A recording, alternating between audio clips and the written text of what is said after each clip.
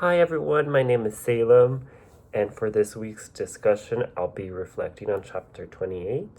I'll be talking about the ethical dilemma in group work, the power of group settings for healing and empowerment, and how group centered practice can help decolonize social work.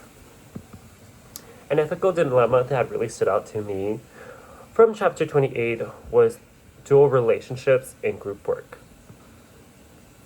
In the reading, they talk about how dual relationships can be tricky when you work with groups because boundaries aren't always clear, as in individual sessions.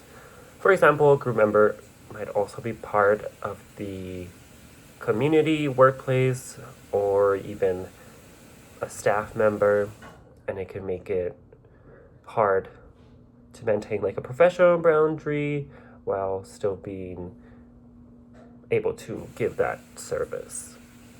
I think it's especially challenging because group work is built on trust and mutual aid, but those same dynamics can blur a little bit of like being professional if we're not being careful. I also have experience in my work, my 9 to 5 job as an RBT. We talk about dual relationships and how we can't have them with parents of our clients or our supervisors. It's very important to be responsible and have a professional boundary with everyone in my job.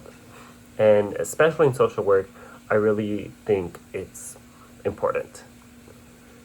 To navigate responsibly, as a social worker, they need to plan and know how clear their group agreements are in the setting of the groups, and they have to maintain any policies and confidentiality, like if it's in a medical facility, it could be HIPAA policies, and you have to talk about boundaries right then and there, like as soon as y'all meet each other, maybe.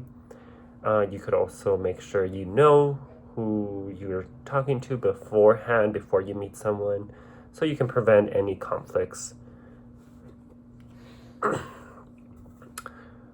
I believe supervision is another important thing because facilitators can use supervision to process any personal feelings or ethical concerns before they impact the group. And as a future social worker, I think being self-aware and practicing cultural humility are really important. It helps us recognize our power and makes it so we don't like unintentionally cause any harm or cross boundaries while we're trying to help.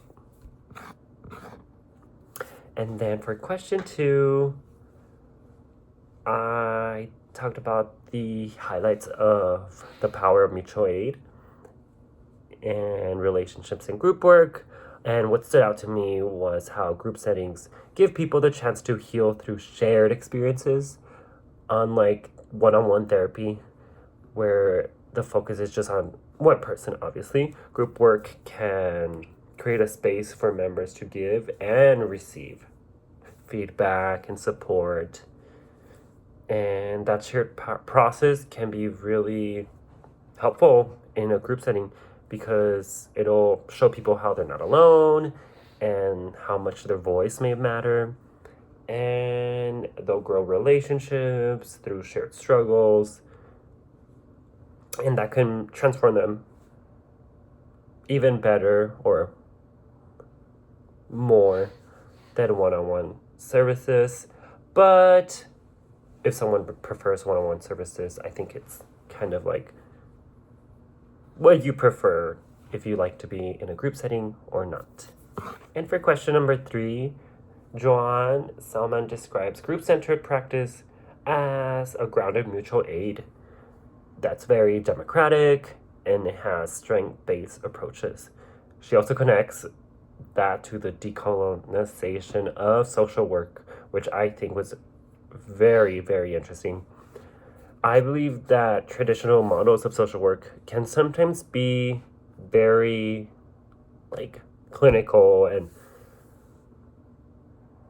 put into like policies and rules, and as a social worker it can be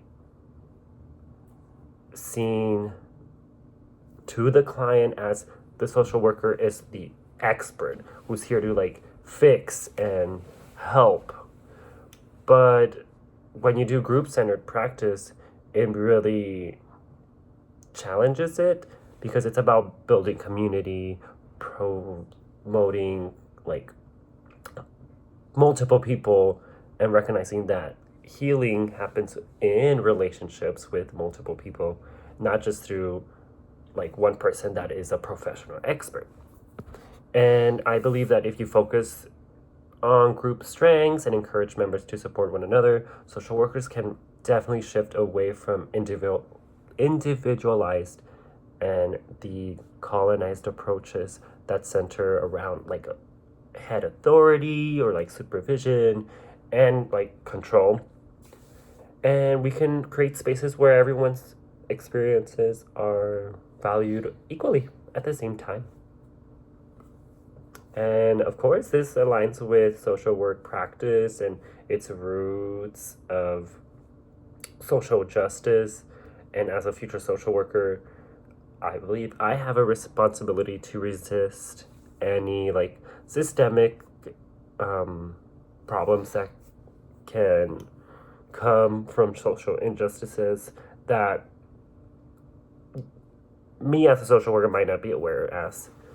And I think it would be really good for healing and empowerment and the future of social work. Thank you, everyone.